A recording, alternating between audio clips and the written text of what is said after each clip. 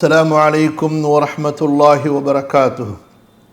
إن الحمد لله نحمده ونستعينه ونستغفره ونعوذ بالله من شرور أنفسنا ومن سيئات أعمالنا.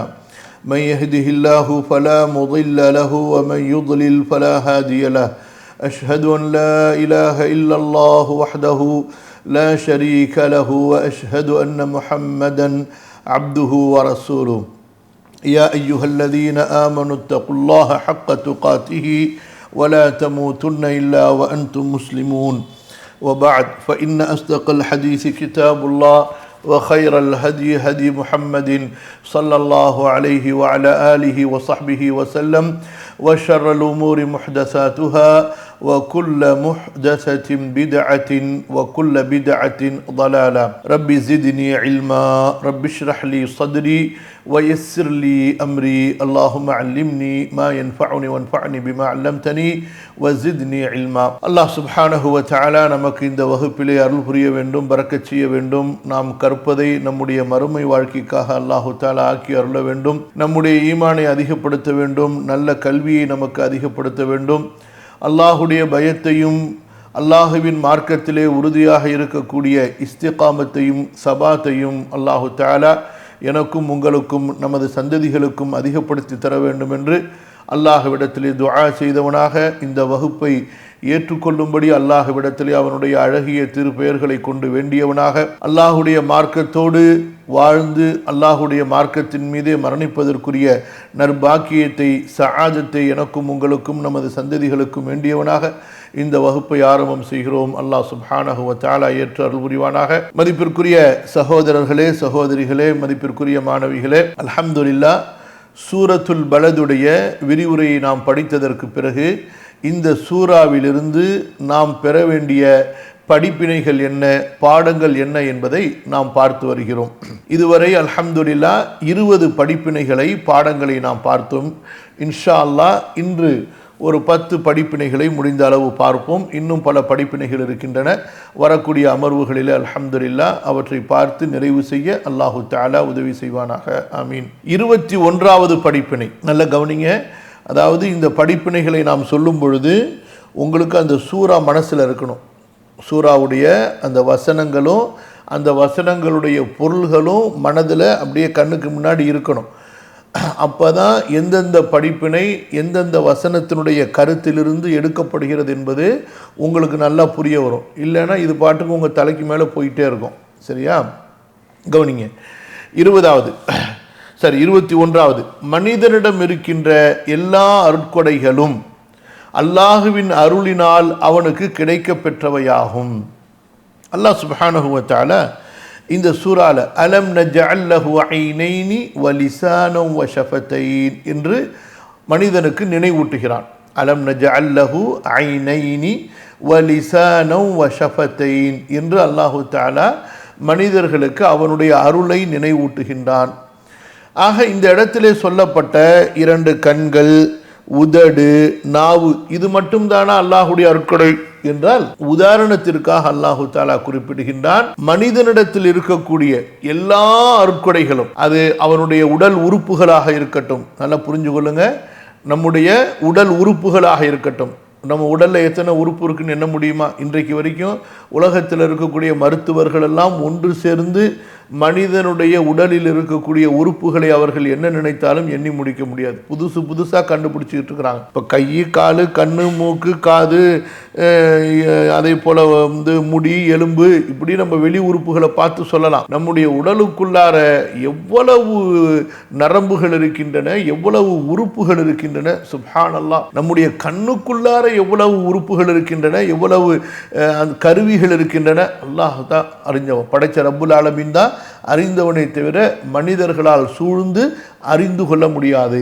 பல ஆண்டுகள் செலவு செய்தால், மனிதர்கள் பல ஆண்டுகள் செலவு செய்தால், அதற்கு பிறகு அந்த பல ஆண்டுகளும் பலவிதமான கருவிகளை, ஏற்பாடுகளை கொண்டு அவர்கள் செலவு செய்தால் அல்லாஹ் படைத்த படைப்பிலிருந்து ஒரு அற்பமான அளவை தெரிந்து கொள்ள முடியும். புரியுதுங்களா?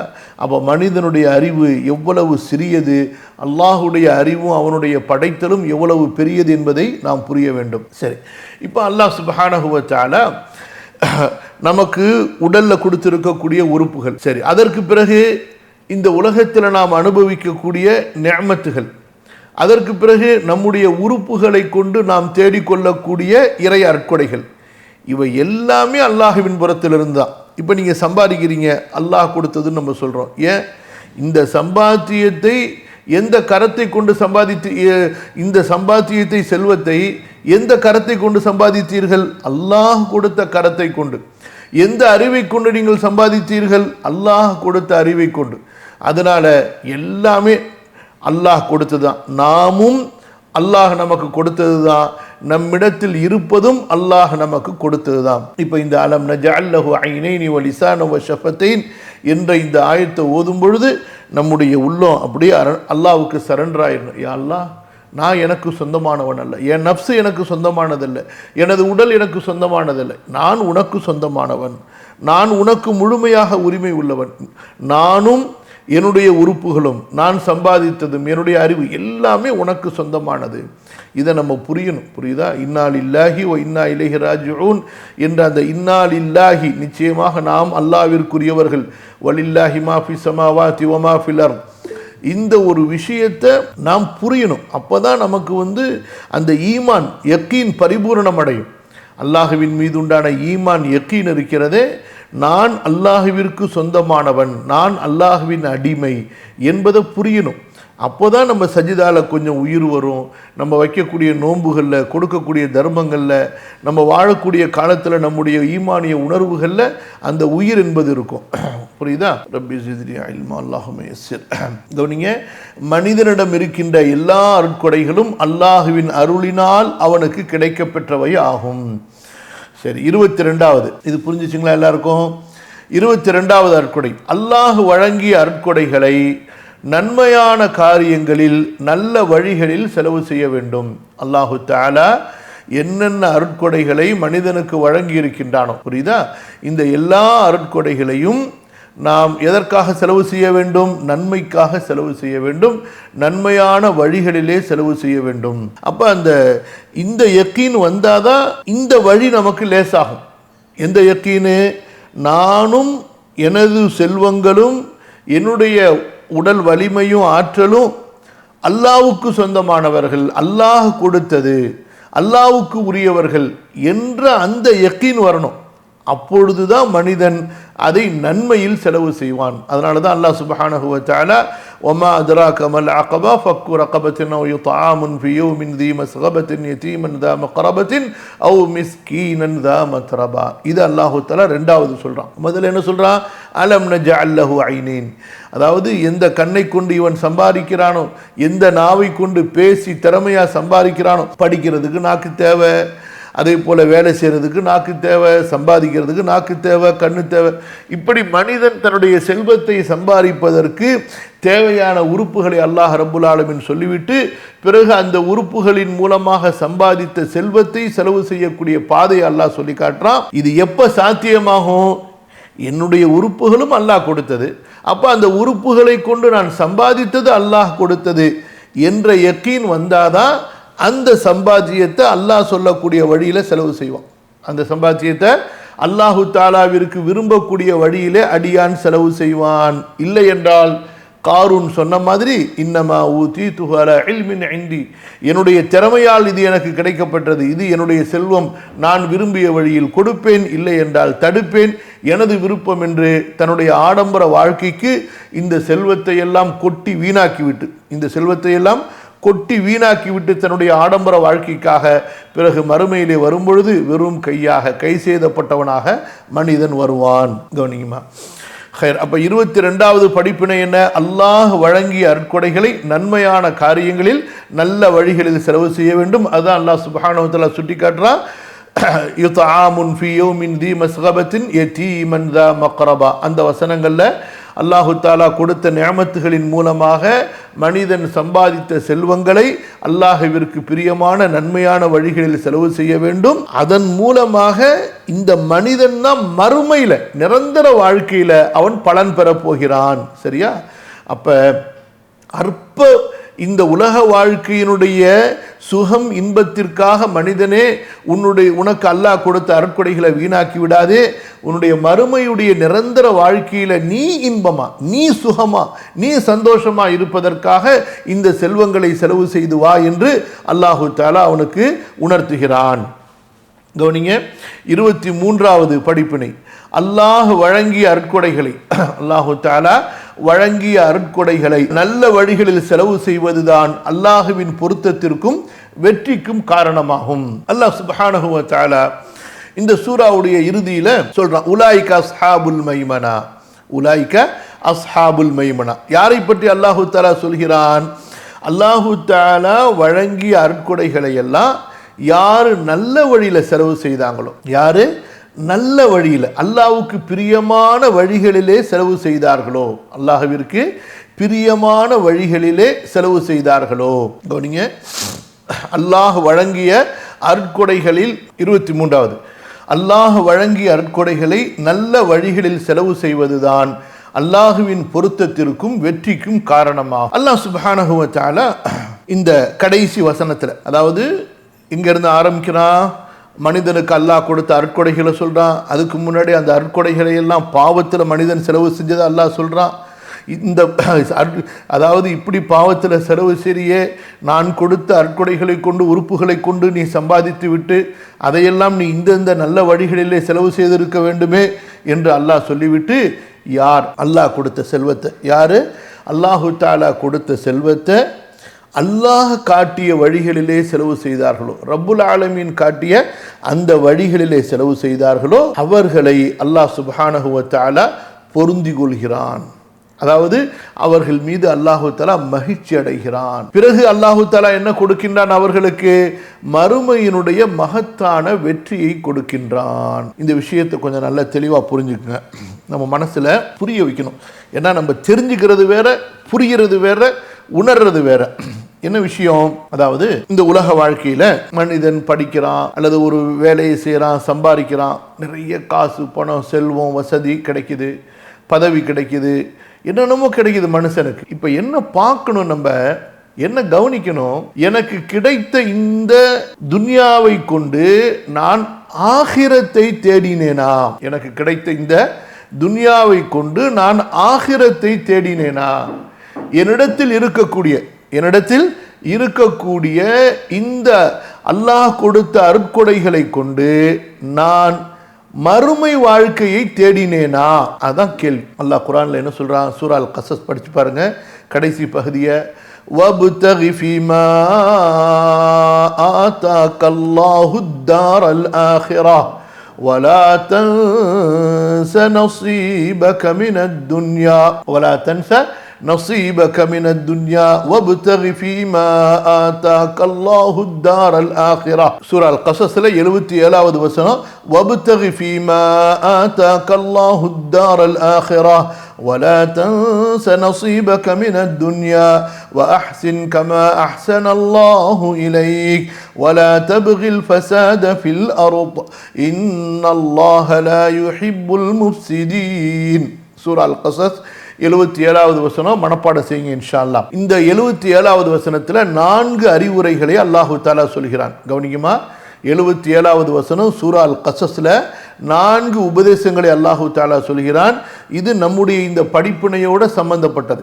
அல்லாஹ் என்ன சொல்கிறான்? மனிதனே, உனக்கு அல்லாஹு தஆலா என்னென்ன நிஅமத்துகளை, அருட்கொடைகளை, வசதிகளை, பதவிகளை, செல்வத்தை, உடல் ஆரோக்கியத்தை இந்த உலகத்துல கொடுத்திருக்கிறானோ அதிலே நீ ஆகிரத்தை தேடிக்கொள், மறுமையை தேடிக்கொள். அது போன்று நீ மௌத்தா போகும் பொழுது இந்த உலகத்திலிருந்து ஆகிரத்துக்கு எடுத்து செல்ல வேண்டியதை நீ மறந்து விடாதே. வலா தன்ச நசீபக மினத் துன்யா.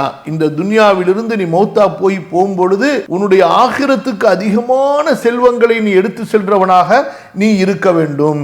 இங்கே உன்னுடைய செல்வங்களை எல்லாம் விட்டுட்டு நீ இங்கே அனுபவிச்சதை அப்படியே அதோட இந்த உலக வாழ்க்கையை முடித்து விட்டு மறுமைக்கு போகும்போது வெறும் கையாகவோ காலி கையாகவோ அல்லது குறைவான ஒரு கட்டுச்சாதத்தோடையோ நீ போயிடாத. வலா தன்ஸ நஸீபக மினத் துன்யா.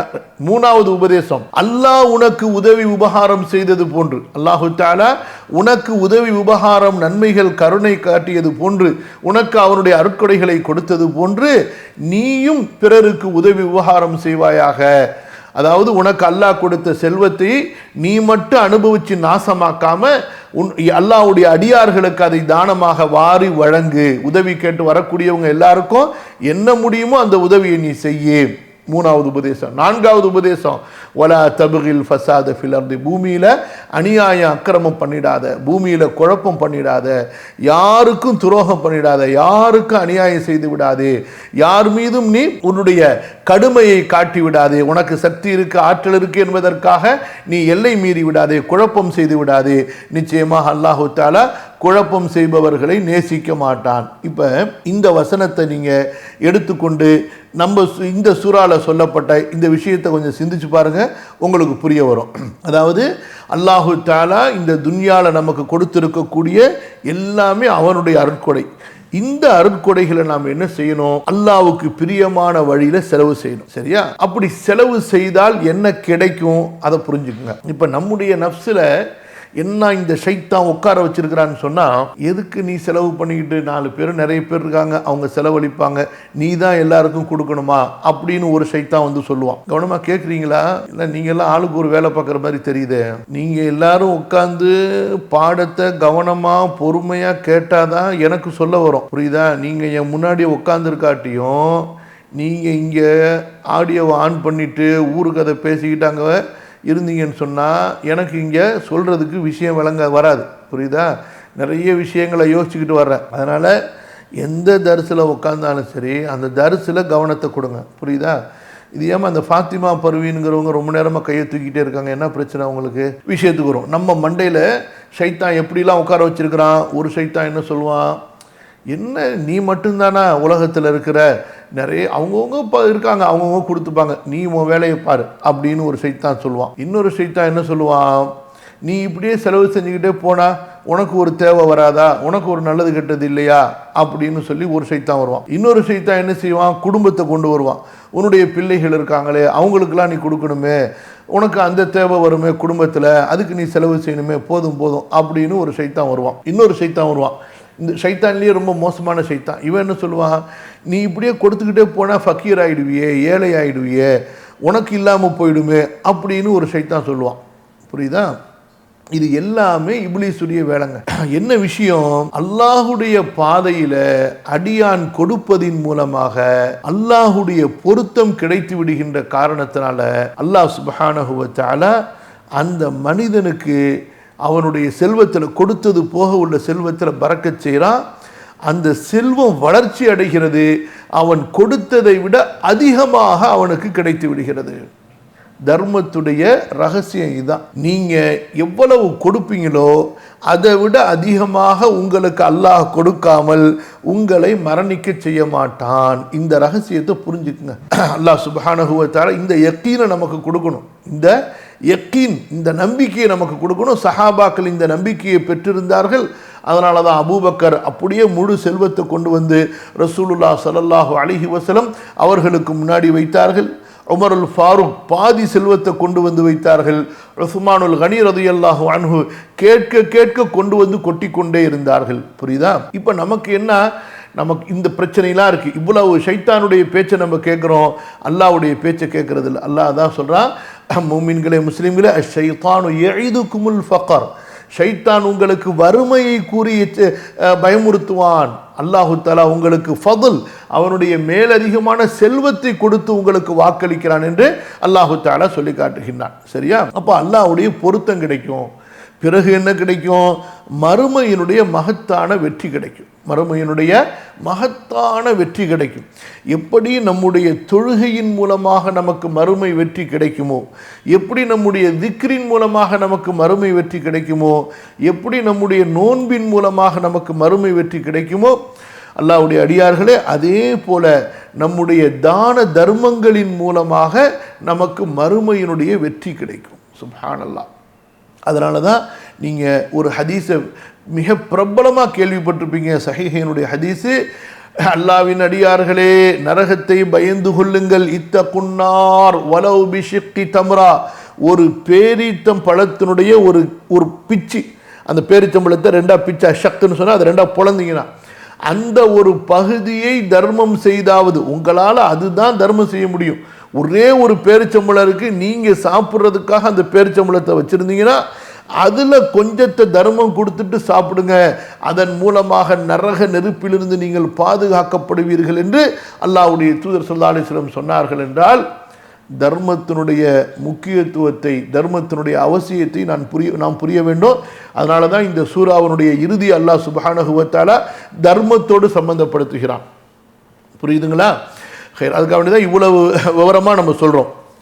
அடுத்தது இந்த தர்மம் இருக்கிறது, இது பல வகையாக இருக்குது.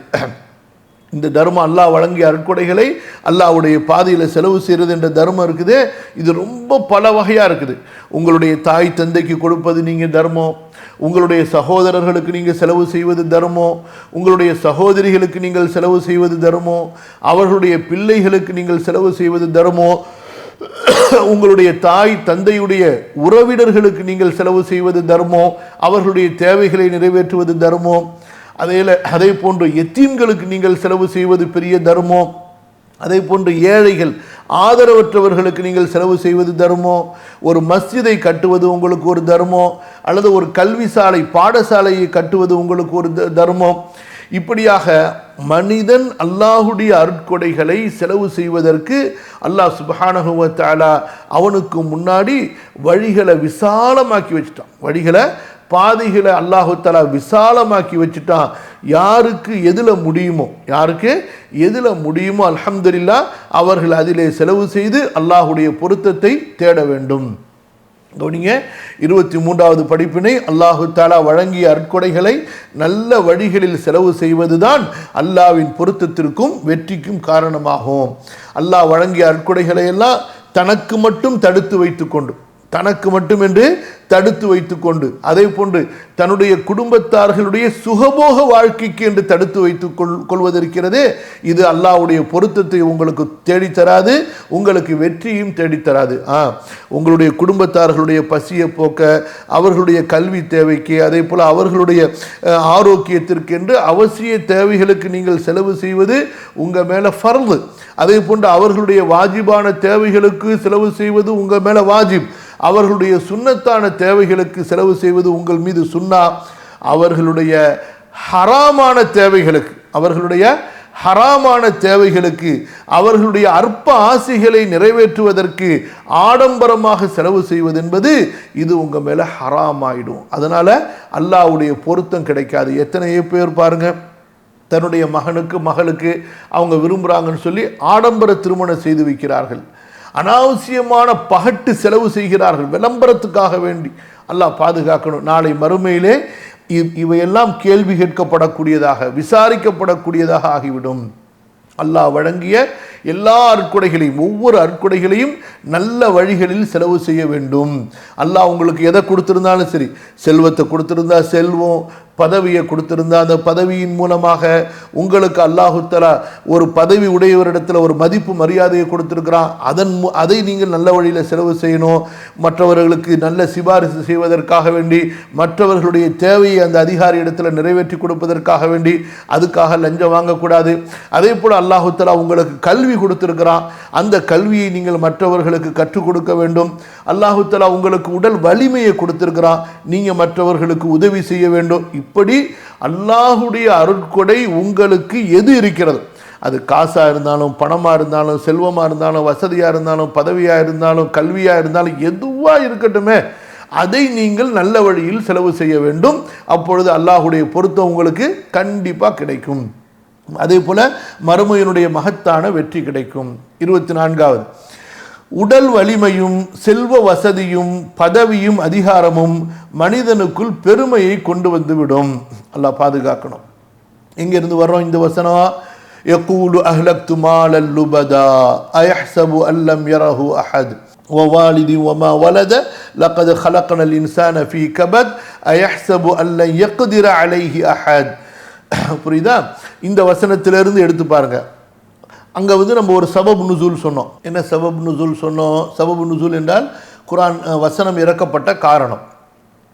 அந்த வசனத்தில் என்ன, அந்த சம்பவத்தில் என்ன வருது? ஒரு பெரிய ஒரு வீரன் இருந்தான் நபி ஸல்லல்லாஹு அலைஹி வஸல்லமுடைய காலத்தில். அவனுடைய உடல் வலிமையை கொண்டு அவனுக்கு ரொம்ப பெரிய பெருமையாக இருந்தது. அல்லாஹ்வுடைய தூதருக்கு பகைமை செய்வதிலே, விரோதம் காட்டுவதிலே ரொம்ப முனைப்புடையவனாக இருந்தான். அவனுடைய வலிமையை பற்றி இமாம் குர்துபி ரஹ்மத்துல்லாஹி அலைஹி அவங்க எழுதின அந்த ஒரு விளக்கத்தை இன்றைய காலையில் படிக்கும் பொழுது, தோல் இருக்குல்ல, பதப்படுத்தப்பட்ட ஸ்ட்ராங்கான நல்ல தோல், அந்த தோலை கீழே விரிச்சிருவானா. விரிச்சிட்டு அது மேலே ஏறி நின்றுவானா. அது மேலே ஏறி நின்று கொண்டு என்னை இழுத்து நீங்கள் கீழே தள்ளிடுங்க பார்ப்போம் அப்படின்னு சொல்லுவானா. 10 பேர் உடல் வாட்ட சாட்டமான பெரிய பலமான 10 பேர் அந்த அவனுடைய காலுக்கு கீழிருந்து தோலை பிடுங்கினா அவன் ஒரு இம்மி அளவு கூட அசைய மாட்டானா. தோல் தான் பிச்சுக்கிட்டு வந்துடுமா. அந்த அளவுக்கு அவனுக்கு உடல் வலிமை இருந்தது. சரி, விஷயத்துக்கு வாங்க. ரெண்டாவது என்ன? அந்த பெருமை. யக்கூலு அஹ்லக்து மாலல் லுபதா. சரி, அல்லாஹ்வுடைய தூதருக்கு எதிராக நான் அதிகமாக செலவு செய்திருக்கிறேன். அதே போல் இன்னும் பல விஷயங்கள் ஹராமில், சுகபோக வாழ்க்கையில் எல்லாமே அங்கே வரும். லா இலாஹ இல்லா அன்த சுப்ஹானக இன்னி குன்து மினல் ஸாலிமீன். அல்லாஹ் பாதுகாக்கணும். விஷயம் என்ன? இந்த மனிதன் இருக்கிறான் அல்லவா, இந்த மனிதனோட இந்த பெருமை என்பது ஒட்டிக்கிட்டே இருக்கும். அதை நம்ம தட்டிக்கிட்டே இருக்கணும். புரியுதா? எப்போல்லாம் பெருமை வருதோ கதவை சாத்திக்கிட்டு பிஞ்ச செருப்பால் தலையில் போட்டுக்கிட்டே இருக்கணும். புரியுதா? எதனால் பெருமை வந்தாலும் சரி, அல்லாஹ் பாதுகாக்கணும். ஒழு செஞ்சுட்டு அப்படியே சுஜூதில் விழுந்துடணும். அஸ்தக்ஃபிருல்லா அஸ்தக்ஃபிருல்லா அஸ்தக்ஃபிருல்லா, யா அல்லாஹ் என்னை மன்னிச்சிரு, யா அல்லாஹ் என்னை மன்னிச்சிரு, என்னுடைய பெருமையினால் என்னை தண்டிச்சிடாத, என்னை கேவலப்படுத்திடாத, என்னை சோதிச்சிடாதன்னு சொல்லி சுஜூதில் உழுது அழுதுகிட்டே இருக்கணும். விஷயத்துக்கு வாங்க. அப்போ மனிதனுக்கு எதனால் எல்லாம் பெருமை வரும்? மனிதனுக்கு எதனால் எல்லாம் பெருமை வரும்? அவனுடைய உடல் வலிமையாக இருந்தால். நீங்கள் இந்த ஃபிட்னஸுக்கு போகிறாங்க பாருங்கள், ஜிம்முக்கெலாம் போகிறாங்க பாருங்கள், போய் கொஞ்ச நாளில் நல்லா சாப்பிட்டு நல்லா செஞ்ச உடனே அவன் நடக்கிறதே பார்த்திங்கன்னா அப்படி இப்படி நடப்பான். அப்படியே கை மசல்ஸ்லாம் அவனுக்கு இப்படி இப்படி இருக்குமா, அதில் ஒரு பெருமை. அப்படியே அப்படியே சரியான கனமாக இருக்கும். தலகணம்னா அப்படி தலகணம் ஏறிடும். அதில் ஒரு பெருமை இருக்குது மனுஷனுக்கு. அதுக்காக வேண்டி நீங்கள் உடற்பயிற்சி செய்யக்கூடாது, உடலை வலிமையாக வைத்து கொள்ளக்கூடாது, அப்படி அர்த்தம் இல்லை. அப்படி இருப்பவர்கள் இத்தகைய பெருமையினால் சோதிக்கப்படுகிறார்கள், படலாம். அதான் நம்ம சொல்ல வரோம். உடல் வலிமையாக இருக்கிறது தப்பு கிடையாது, அந்த வலிமையினால் பெருமை வந்துவிடக்கூடாது. பெரும்பாலும் உடல் வலிமையும் ஒரு காரணமாக இருக்குது மனிதனுக்கு பெருமையை கொண்டு வருவதற்கு. எப்பொழுது அவனிடத்தில் இந்த உடல் வலிமை அல்லாஹ் கொடுத்தது என்ற அந்த பயம் வரவில்லை என்றால், அந்த ஒரு யகீன் இல்லை என்றால் அவனிடத்தில் பெருமை வந்துடும் ஈஸியாக. சரியா? அதனால தான் அது பெரும்பாலான அதாவது சூழ்நிலைகளில் உடல் வலிமை உள்ளவர்கள் பிறர் மீது அக்கிரமம் செய்யக்கூடியவர்களாக, நலிந்தவர்களை, எளிமையானவர்களை அடிக்கக்கூடியவர்களாக, அவர்களுடைய செல்வங்களை பறிக்கக்கூடியவர்களாக இருக்கிறத நம்ம பார்க்குறோம். அப்போ உடல் வலிமை. அடுத்தது என்ன? செல்வ வசதி, காசு, பணம். புரியுதுங்களா? கொஞ்சம் காசு வர வர வர வர வர அவருடைய டிசைனு, அவருடைய ஸ்டைலு, அவருடைய பழக்கம் வழக்கம், பேச்சு எல்லாம் வேறு மாதிரி மாறிக்கிட்டே போகும். புரியுதா? எந்த அளவுக்குன்னு சொன்னால், தன்னை பெத்த அத்தா அம்மா பக்கத்தில் உட்கார்றது கூட அவருக்கு ஒரு மதிப்பு மரியாதை இல்லாமல் போயிடும். அந்த அளவுக்கு தான் எவ்வளோ பெரிய ஆள், தன்னுடைய வீடு எவ்வளோ பெருசு, தன் பங்களா எவ்வளோ பெருசு, தான் உட்காரக்கூடிய சோஃபா எவ்வளோ பெருசு, தான் போடக்கூடிய ட்ரெஸ் எவ்வளோ பெருசு அப்படின்னு ஏழ்மையான தாய் தந்தை இருந்தாங்கன்னு வச்சுக்கோங்க, அவங்க பக்கத்தில் போய் உட்கார்றது பேசுறது கூட அவருக்கு பிடிக்காமல் போயிடும். அந்த அளவுக்குலாம் பெருமை வந்தவங்கலாம் இருக்கிறாங்க. அப்போ உடல் வலிமை, அதே போல் செல்வ வசதி. அது மட்டுமல்ல, தன்னுடைய உறவுகள், தன்னுடைய நண்பர்கள், கூட படித்தவர்கள், ஒரே முஹல்லால ஒன்றாக வசித்தவர்கள், வாழ்ந்தவர்கள், விளையாடியவர்கள், அவர்களை கூட அவர் பார்க்க மாட்டார். ஒரு அளவுக்கு மேலே காசு வந்து விட்டால் மனிதர்கள் பலருடைய நிலை என்ன? அவங்கள்ட்டெல்லாம் பழக மாட்டாங்க, பேச மாட்டாங்க, அவங்க வீட்டுக்கு போக மாட்டாங்க. அவங்க வீட்டை தேடி வந்தாலும் கூட அவ்வளவு சீக்கிரமாக சந்தித்து விட மாட்டார்கள். அப்படி ஒரு கெத்து மனுஷனுக்கு வந்துடும். புரியுதா? செருப்பால் அடிக்கணும். அந்த மாதிரி கெத்து வந்து என்ன செய்யணும்? செருப்பால் அடிக்கணும். யாரை? மற்றவங்கள போய் அடிச்சிடாதீங்க, நம்மளை தான் நம்ம அடித்து திருத்திக்கணும். புரியுதா? செல்வ வசதி. அதுக்கு மேலே இன்னொன்று இருக்குது பாருங்கள், பதவி, அதிகாரம். அவ்வளோதான், முடிஞ்சு போச்சு கதை. லா ஹவ்ல வலா குவத்த இல்லா பில்லா. பதவி வந்துட்டா 4 பாடி கார்டு வந்துடுவாங்க. அதிகாரம் வந்துட்டா யாரை வேணாலும் தூக்கலாம், யாரை வேணாலும் இறக்கலாம், யாரை வேணாலும் தண்டிக்கலாம். இப்படிலாம் ஒரு நிலைமை மனுஷனுக்கு வந்துடும். அது பெரிய பதவியிலிருந்து சின்ன பதவி வரைக்கும் எந்த பதவியை வேண்டுமானாலும் நீங்கள் கற்பனை பண்ணிக்கங்க. சரியா? அவன் மனிதனுக்கு உடல் வலிமை, செல்வ வசதி, பதவி, அதிகாரம் இதெல்லாம் மனிதனுக்குள் பெருமையை கொண்டு வந்து விடும். அதை குறித்து இந்த சூறால நமக்கு எச்சரிக்கை செய்யப்படுகிறது. அந்த மனிதனுடைய அந்த வரலாறை சொல்லி யகூலு அஹ்லக்து மாலல் லுபதா அயஹ்ஸபு அல்லம் யரஹு அஹத். அல்லாஹ் அக்பர். அல்லாஹ் தஆலா எவ்வளவு கோவமா கேட்குறான் பாருங்க. அதாவது என்ன வருது, வவாலிதி வமா வலது லக்கத் ஹலக்னல் இன்சான ஃபீ கபத் அயஹ்ஸபு அல்லன் யக்திர அலைஹி அஹத். எந்த அளவுக்கு அவனுக்கு மனசில் என்ன ஓட்டம் வந்துருச்சுன்னு சொன்னால், நம்மளெல்லாம் அல்லாஹ் ஒன்றும் செய்ய மாட்டான், நம்மளுக்கெல்லாம் ஒன்றும் நடக்காது, நமக்கெல்லாம் எதுவுமே நடக்காது, நம்மளை யார் மிகைக்க முடியும், நம்மளை யார் எதிர்க்க முடியும். அல்லாஹு தஆலா பாருங்க, சுப்ஹானல்லாஹ், இந்த பெருமை வர வர கடைசியில் அவனை வச்சு அல்லாஹ் செய்வான் பாருங்க, இழிவுபடுத்துவான் பாருங்க. அந்த மாதிரியான ஒரு இழிவு அல்லாஹ் படுத்துவான். யாரெல்லாம் இங்கே பாருங்களேன், உலகத்தில் எல்லா காஃபிர்களையும் உலகத்தில் அல்லாஹ் தண்டிச்சிருது கிடையாது, மறுமையில் தண்டனை இருக்குது. ஆனால் இந்த பெருமை அடித்து அக்கிரமம் ஆணவமாக நடக்கிறான் பாருங்க, அப்படிப்பட்ட காஃபிர்களுக்கு, அப்படிப்பட்ட அநியாயக்காரர்களுக்கு அல்லாஹு தஆலா உலகத்திலேயே செஞ்சு காட்டிடுவான் பெரும்பாலும். புரியுதுங்களா? நிறைய உதாரணம் எடுத்து பாருங்க. உங்கள் சமகால வாழ்க்கையில் நீங்கள் உங்களுடைய அனுபவத்தில் நீங்கள் ஒரு கற்பனை செஞ்சு பாருங்கள். அதிகாரம் உள்ளவர்களிலிருந்து, அது பெரிய அதிகாரமாக இருக்கட்டும், அரசியல் அதிகாரமாக இருக்கட்டும், ஆட்சி அதிகாரமாக இருக்கட்டும், வேறு எந்த வகையில் இருக்கட்டும், அல்லாஹ் சுப்ஹானஹு வ தஆலா எப்படிப்பட்ட சோதனையை அவங்களுக்கு கொடுத்துருக்கான்னு சொல்லிட்டு. அப்போ இந்த பெருமை வருவதற்குரிய காரணங்கள் மனிதனிடத்தில் வர வர மனிதனுக்கு பயம் கூடணும்.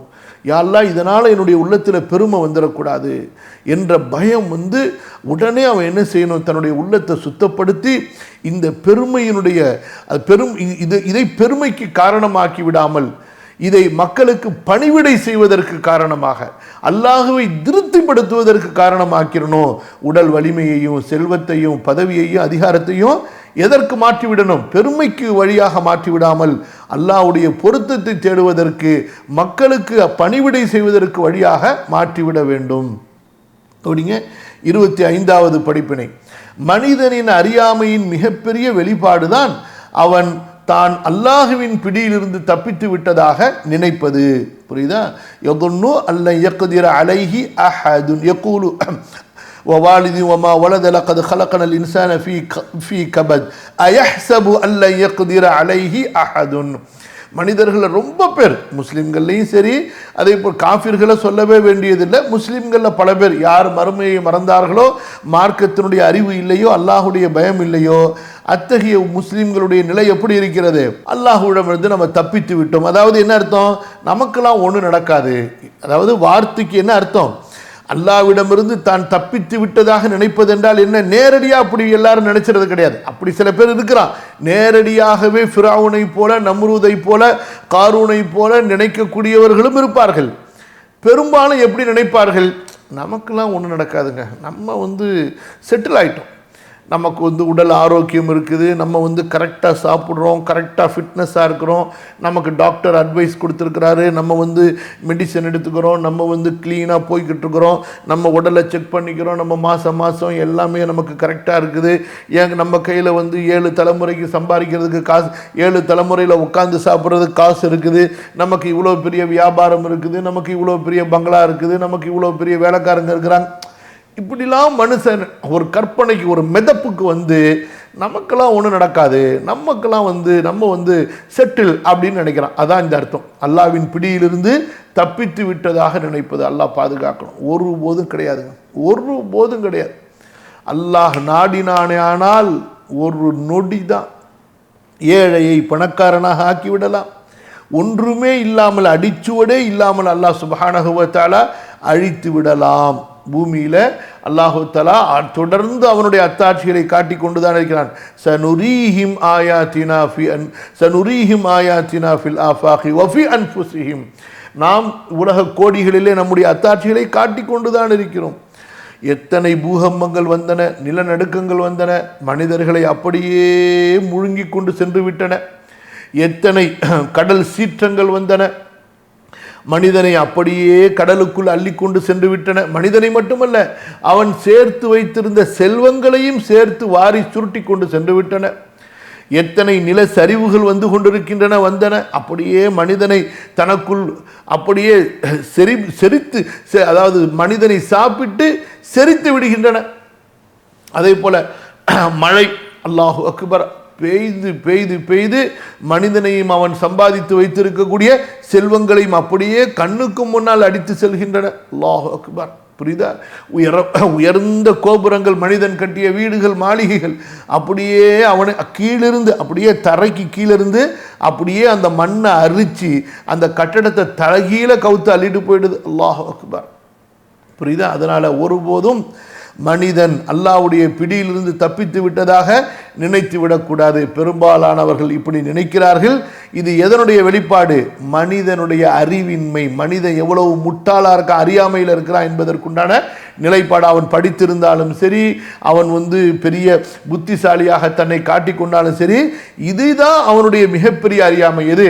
அல்லாஹு தாலாவுடைய தண்டனைகளை கொண்டு, உலகத்தில் நடக்கக்கூடிய நிகழ்வுகளை கொண்டு அவன் படிப்பினை பெறாமல் இருப்பது. 25வது படிப்பினை, மனிதனின் அறியாமையின் மிகப்பெரிய வெளிப்பாடுதான் அவன் தான் அல்லாஹுவின் பிடியிலிருந்து தப்பித்து விட்டதாக நினைப்பது. அல்லாஹ் பாதுகாக்கணும். 26வது, உடல் வலிமை, செல்வ வசதி, பதவி, அதிகாரம் இவை விரைவாக மனிதனுக்கு அல்லாஹுவை மறக்கச் செய்துவிடும். அல்லாஹ் பாதுகாக்கணும். அதனால தான் ரசூலுல்லாஹ் ஸல்லல்லாஹு அலைஹி வஸல்லம் ரொம்ப பாதுகாப்பு தேடினார்கள்.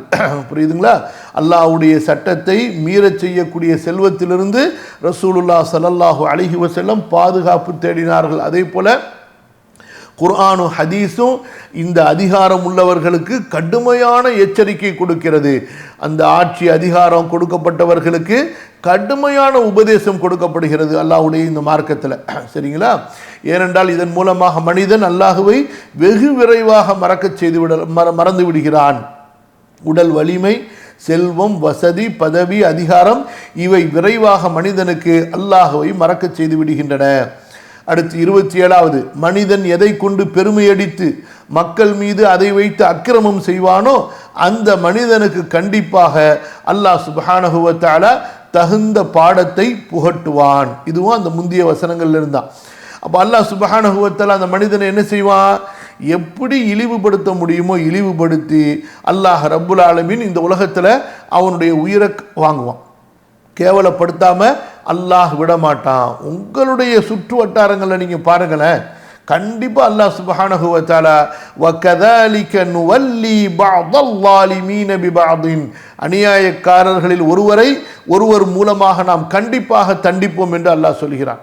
அப்போ ஒரு அநியாயக்காரன் அக்கிரமம் செஞ்சா அவனுக்கு அதாபு கொடுக்கிற மாதிரி இன்னொரு அநியாயக்காரனை அல்லாஹு தஆலா சாட்டுகிறான்.